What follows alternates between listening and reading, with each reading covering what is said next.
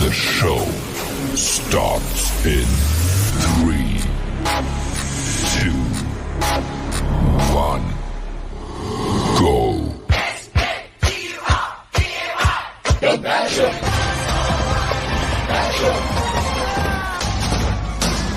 Liberalism is back in style. Welcome to the evolution. Turns out there is a chance that trying to violently overthrow our democracy might be illegal. To paraphrase an idiot and his bloodthirsty mob, lock him up.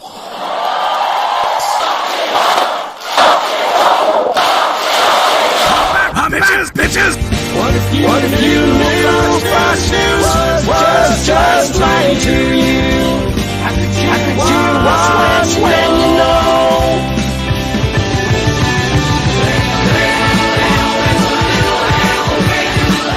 It was voted the entertainer of the year, the excellence of the arts award, and is one of the highest arbitron, the rated top radio host in Las Vegas. He is also a refreshing voice of logic and reason. Live from the entertainment capital of the world, Doug Basham. I know words, I have the best words. I love the toilet. Right under the toilet. And good morning, my fellow wokes and Republican jokes.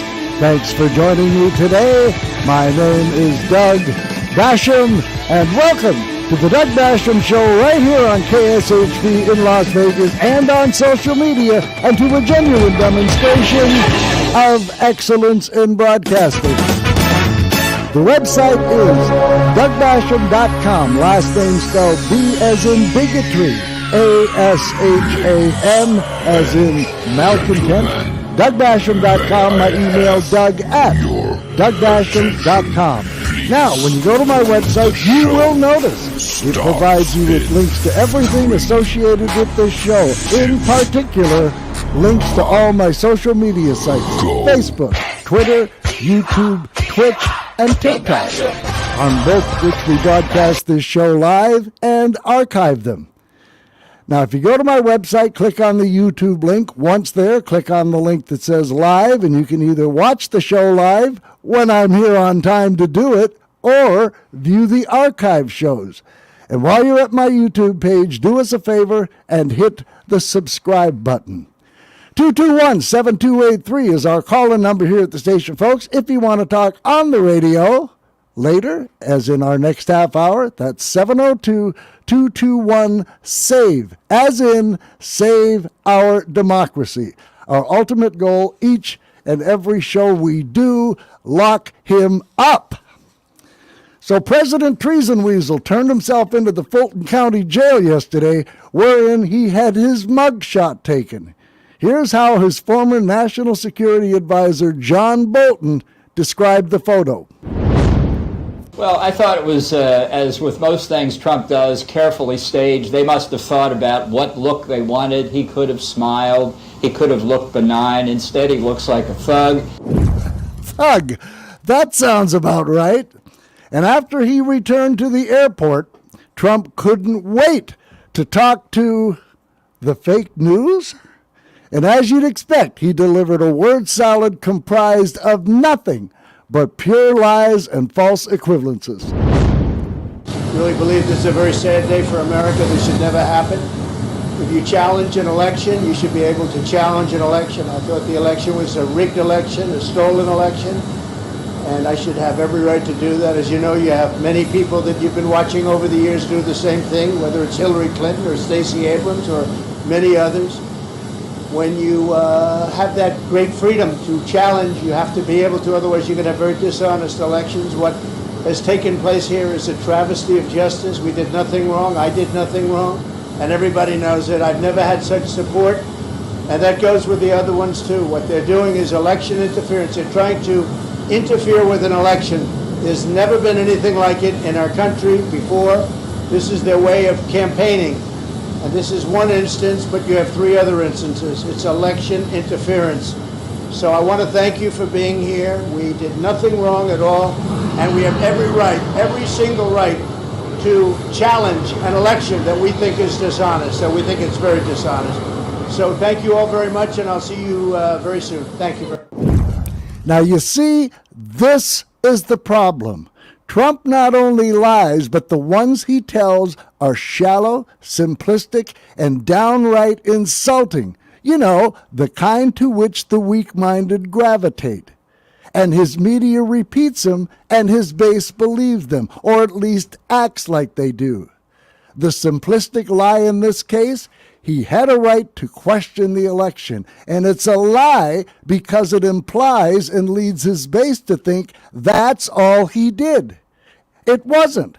Yes, he had every right to question the election, which he did. And he lost over 60 challenges in court.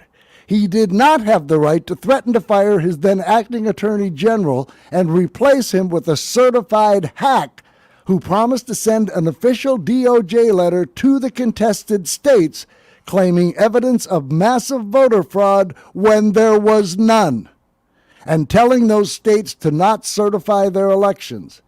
And it was only the threat of mass resignations by his White House attorneys that caused Trump to back off. He did not have the right to call secretaries of state and ask them to change the results of their elections. He did not have the right to launch a bogus and illegal fake electors scheme. He did not have the right to slander patriotic American poll workers to the extent they had to move because of death threats. But you talk to one of his brain-dead MAGA cult members, if you can get them to stop picking their nose long enough, and what do they say? All he did was question the election. And you notice the way he equates himself being arrested with being a sad day for America? That is typical dictator talk. Donald Trump equates himself with America. He is not America. And because he's not, his being arrested for the fourth time isn't just a great day for this nation, it is a necessary one. False equivalences? Hillary Clinton and Stacey Abrams, who combined didn't do anything even in the neighborhood of what Trump did. And then, of course, there's always his lying tell, wherein he sells his lie. In this case, he used two. Everybody knows it, and there's never been anything like it. Election interference? Right.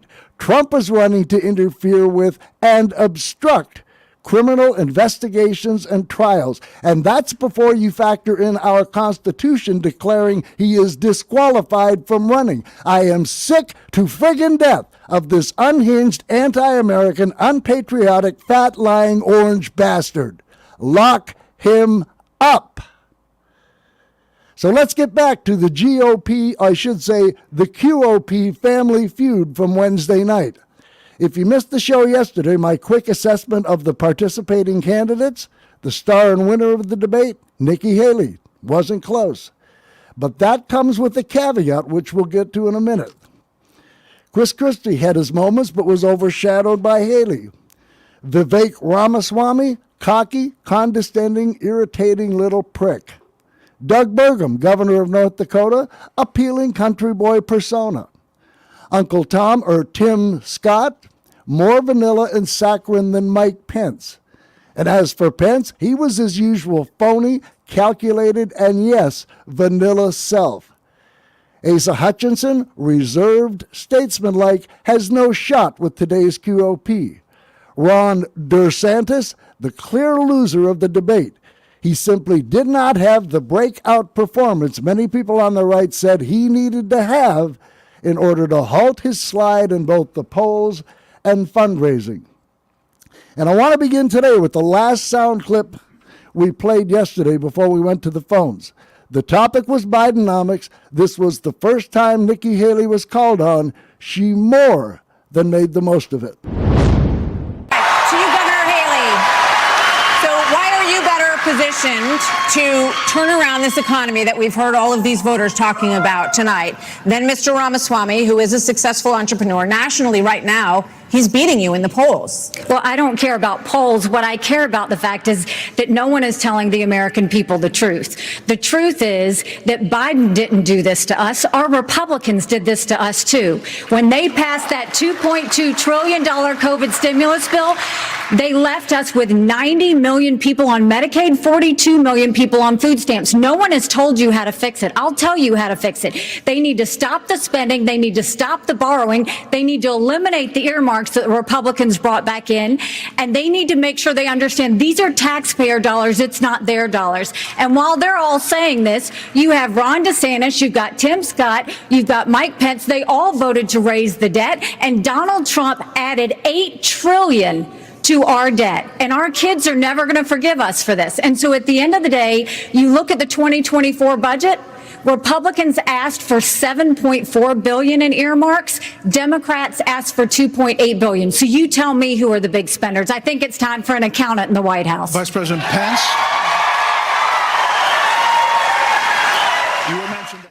Now, for me, that was the best response of the entire evening. But it wasn't Haley's only winner. Next, it was the former Vice Squish, Mike Pence's turn. Nothing worth hearing again. Best I can say is at least no fly landed on his head during his answer. But after he finished his response, Vivek like cake interrupted, and this is where it started to get interesting. I'm not sure I exactly understood Mike Pence's comment, but I'll let you all parse that out. For me, it's pretty simple. That's something a U.S. president can do with focus, and I'll deliver on it. Well, let me explain it to you. Vivek, if I can. I'll go slower this time. I sometimes struggle with the reading comprehension. Look, I was a House conservative leader before it was cool. Mike, it was never cool to be a House leader. It's still not cool. It will never be cool. You're not cool. You're a Republican, for God's sake. Okay, you're a little cooler than Larry Elder. Fair? And as Pence continued, he couldn't resist taking another shot at Vivek, as he called him. Now is not the time for on-the-job training. We don't need to bring in a rookie. We don't need to bring in people without experience. We need to bring It's 30 seconds when you have a rebuttal, okay? And you are up, Governor DeSantis. So here's the thing. And as you heard after the overspeak and shouting, the moderator, Martha McCallum, who, by the way, looked spectacular and usually does. I mean, Martha is so hot, all the guys in her neighborhood bought her yoga pants for Christmas. Martha's like a parking ticket. She got fine written all over her. Martha's so hot, she gave everyone in One Direction one erection. Martha McCallum could make the devil sweat. Even pastors look at her and say, now that's some of the Lord's best work. And by the way, I like my women like I like my microwave. Hot, clean, and they'll kill any baby I put inside them. Yeah, I almost feel bad for telling that one. Just a joke, folks. Just a joke.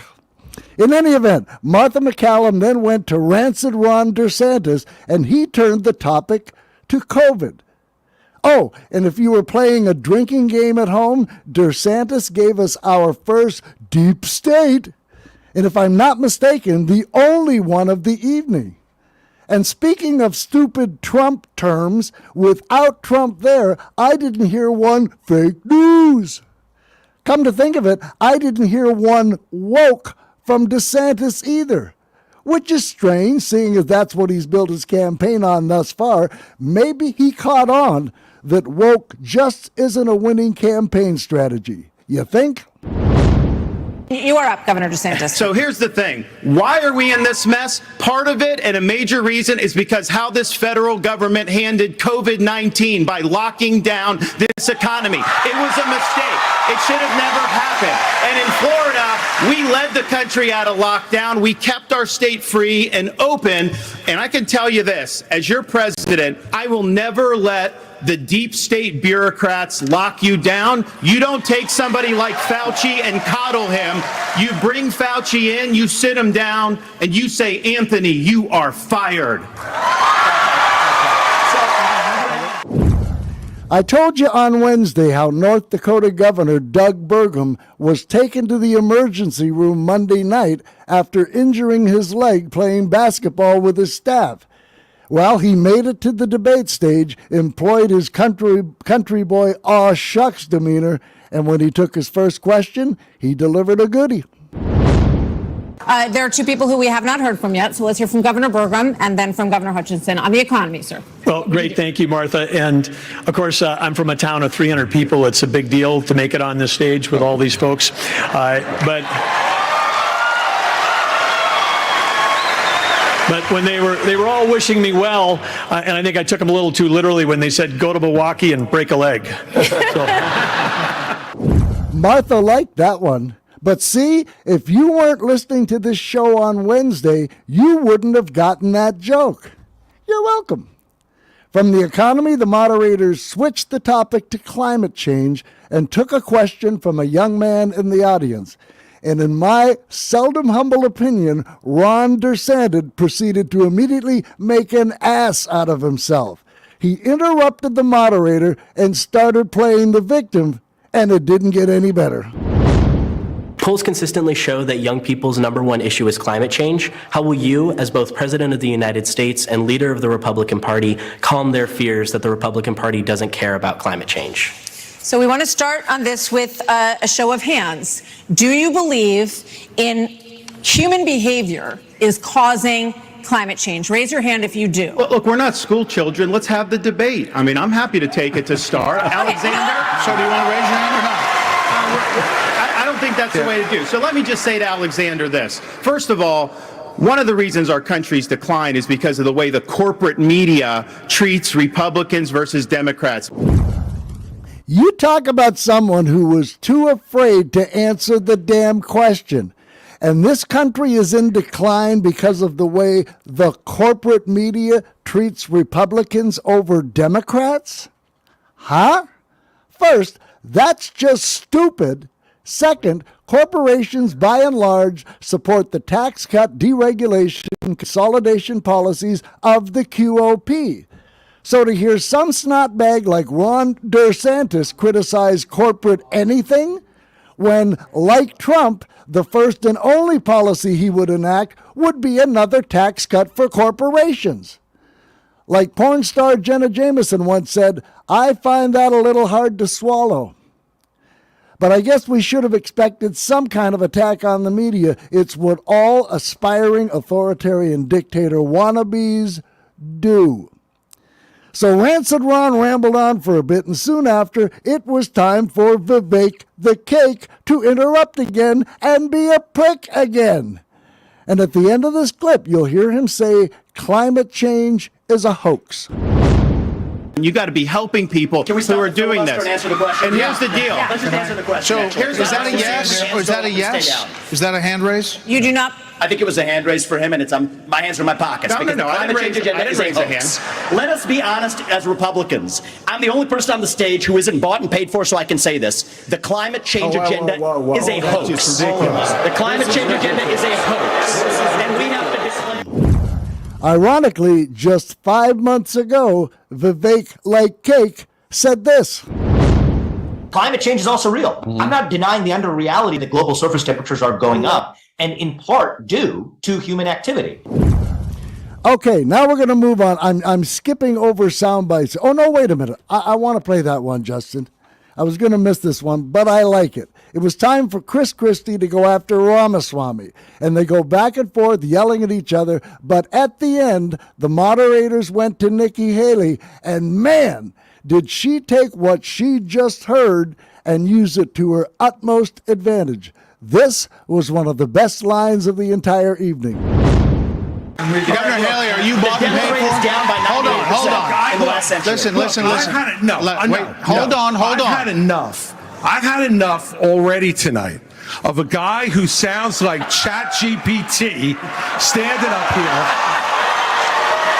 And the last person in one of these debates, Brett, who stood in the middle of the stage and said, what's a skinny guy with an odd last name doing up here, was Barack Obama, and I'm afraid we're dealing with the same type of amateur standing on stage tonight. Come over and give me a hug. Give me a hug, just like you did to Obama. The same type of amateur. And you'll help elect me just like you did to Obama, too. Give me that The same type of amateur. Hold on. Governor Haley, would you like to respond? Are you So, bought Brett, and paid what for? I would like to say is the fact that I think this is exactly why Margaret Thatcher said, if you want something said, ask a man. If you want something done, ask a woman. Boom. Mic drop Haley. And as she continued, I didn't agree with everything she said, but she's one of the few Republicans on that stage in front of pro-Trump, climate-denying, mouth-breathing, knuckle-dragging, hang Mike Pence Neanderthals who was willing to state that climate change is real. Good on her. Hold on. Governor Haley, would you like to respond? Are you So, bought Brett, and paid what for? I would like to say is the fact that I think this is exactly why Margaret Thatcher said, if you want something said, ask a man. If you want something done, ask a woman. First of all, we do care about clean air, clean water. We want to see that taken care of, but there's a right way to do it. And the right way to do it is, first of all, yes, is climate change real? Yes, it is. But if you want to go and really change the environment, then we need to start telling China and India that they have to lower their emissions. That's where our problem is. The moderators brought up the next topic, and it was abortion. Best answer?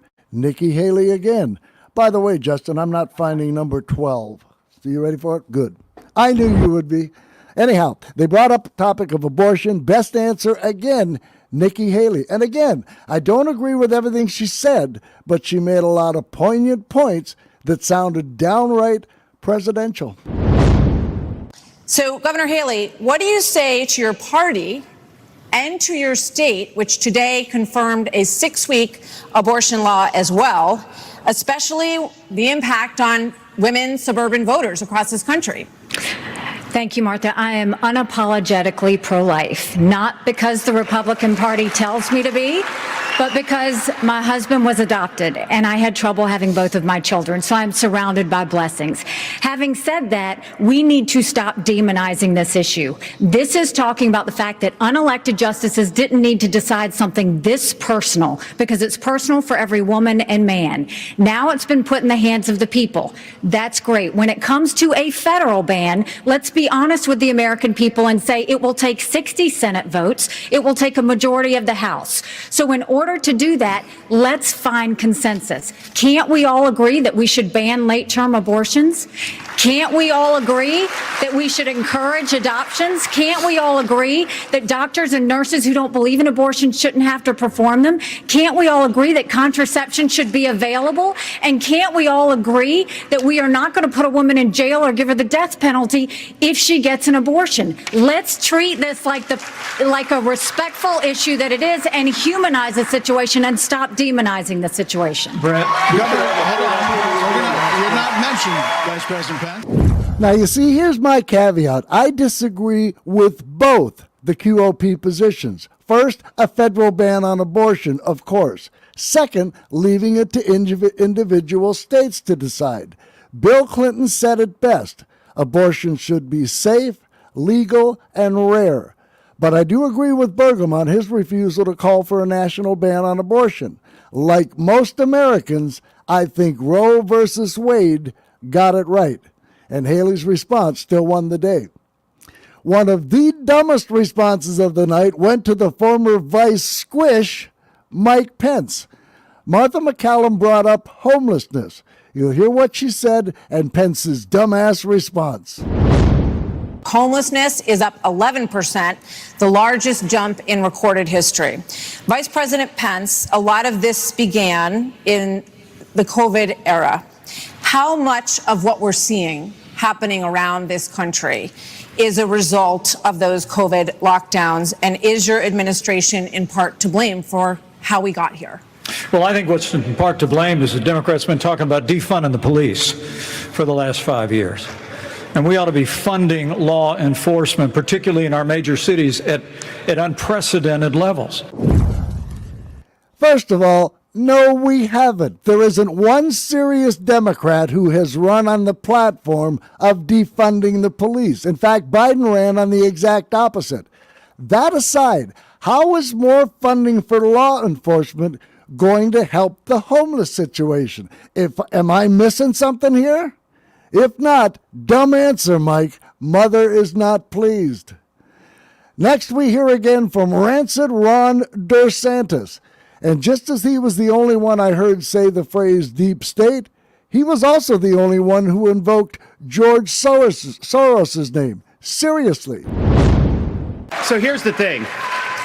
These hollowed out cities, this is a symptom of America's decline. And one of the biggest reasons is because you have George Soros funding these radical left-wing district attorneys. They get into office and they say they're not going to prosecute crimes they disagree with. The inmates start running the asylum.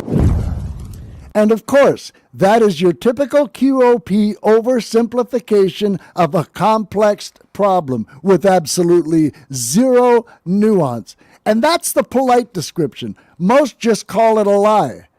But I'm guessing Ron had just heard Mike Pence deliver the stupidest answer of the debate and said, "Hold my beer." The next topic up for discussion, Donald Trump. This is how Martha McCallum introduced it before they took a break, and how Brett Baer prefaced his question when they came back from break.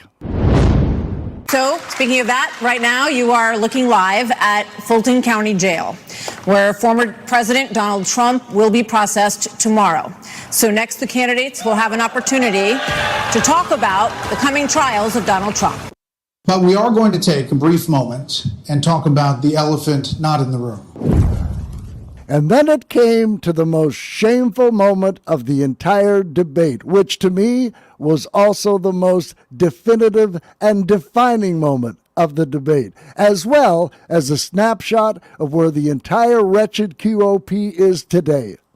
Former President Trump has been indicted in 4 different states on 91 counts. He will be processed tomorrow in Georgia at the Fulton County Jail for charges relating to the 2020 election loss. You all signed a pledge to support the eventual Republican nominee.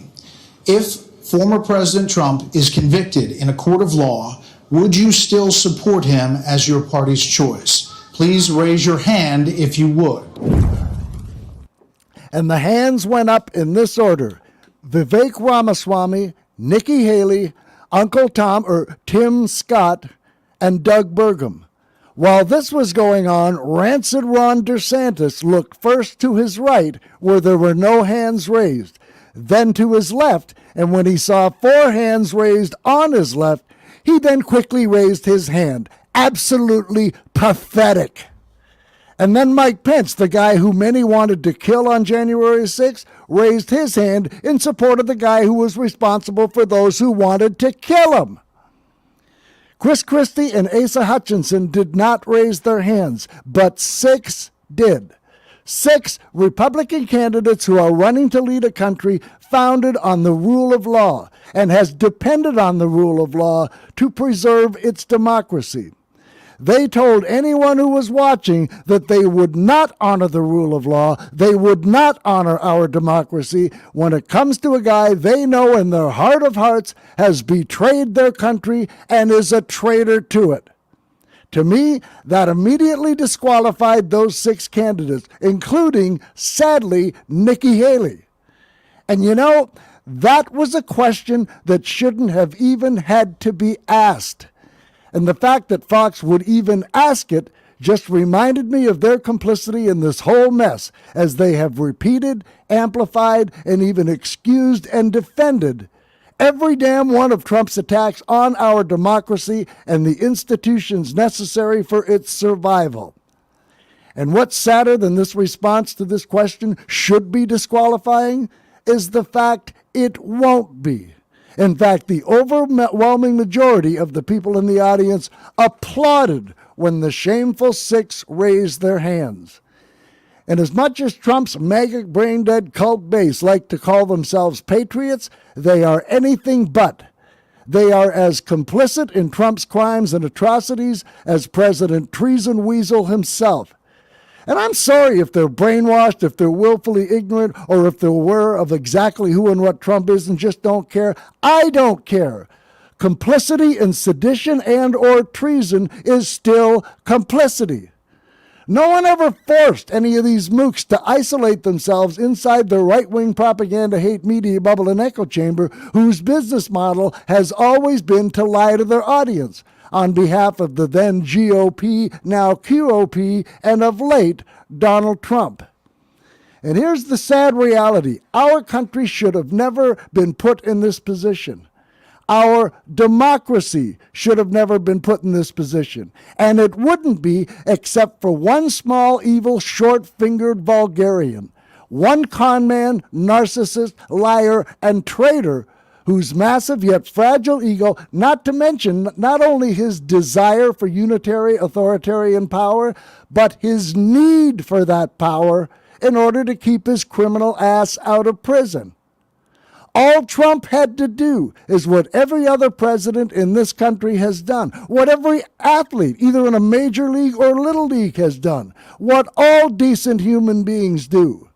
When you lose, admit you lost, and then congratulate the winner. And then, in this case, engage in something that is one of the building blocks upon which our democracy was founded and has survived, a peaceful transfer of power. And while our Constitution doesn't explicitly say there will be a peaceful transition of presidential power, the procedures for that are laid out in the Constitution, which tells us simply that we are to hold a free and fair election, and the winner of that election will become president. And the loser gets to GTFO, get the heck out. Although that acronym is not in the Constitution, that was my own contribution. Election law further provides for counting and resolving legal challenges to the ballot before that transfer. Trump tried that over 60 times. He lost, just like he lost the election. And he still wouldn't admit he lost, at least not publicly. Privately, he did. But then again, what else would you expect from a guy who declared our Constitution should be terminated? Terminated. This is what he posted on his anti-social media site back in December of last year. Quote, "A massive fraud of this type and magnitude allows for the termination of all rules, regulations, and articles, even those found in the Constitution." End quote. Which is not just a lie, but a damned lie. And yet people like JD are willing to overlook atrocities like this for transparently and obviously false equivalences like, oh, I don't know, Joe Biden petted a dog in Maui? Donald Trump hates the Constitution and the democracy it defines. In fact, he hates our Constitution because of the democracy it defines. And as I said to JD yesterday, it has been testified to under oath and by more than one witness that Trump admitted to them he had indeed lost. And in all honesty, even if you are able to delude yourself into believing Trump actually believed the election had been stolen/rigged, in the crimes with which he has been charged, it doesn't matter what he thought. But they have that evidence that will debunk that lie if they feel the need to play that card. I don't think they will. But here's the bottom line, and argue with me on this. You are not allowed to commit a crime based on something you believe.